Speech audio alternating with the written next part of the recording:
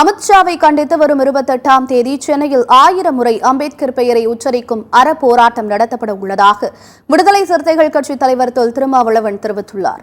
தந்தை பெரியாரின் நினைவு நாளையொட்டி அண்ணா சாலையில் உள்ள பெரியாரின் திருவுருவப் படத்திற்கு விடுதலை சிறுத்தைகள் கட்சித் தலைவர் தொல் திருமாவளவன் மலர் தூவி மரியாதை செலுத்தினார்.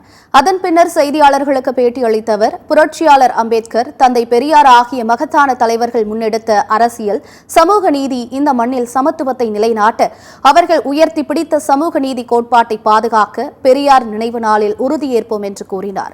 அமித்ஷாவை கண்டித்து வரும் 28ஆம் தேதி சென்னையில் 1000 முறை அம்பேத்கர் பெயரை உச்சரிக்கும் அறப்போராட்டம் நடத்தப்பட உள்ளதாகவும் தொல் திருமாவளவன் தெரிவித்தார். அம்பேத்கர் அவர்கள் விளிம்பு நிலை மக்களின் தலைநிமிர்வுக்காக தம் வாழ்வை முழுமையாக ஒப்படைத்துக் கொண்ட ஒரு மகத்தான போராளி.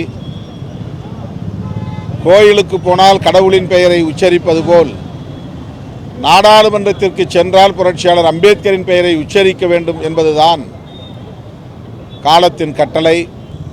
பாரதிய ஜனதா கட்சியை சார்ந்தவர்கள் எரிச்சல் அடைகிறார்கள். அந்த எரிச்சலின் வெளிப்பாடுதான் அமித்ஷாவின் உரை. தேசிய அளவில் சமூக நீதியை பாதுகாக்க, அரசமைப்பு சட்டத்தை பாதுகாக்க முன்வர வேண்டும் என்று பெரியார் நினைவு நாளில் விடுதலை சிறுத்தைகள் கட்சி அறைகூவல் விடுக்கிறது.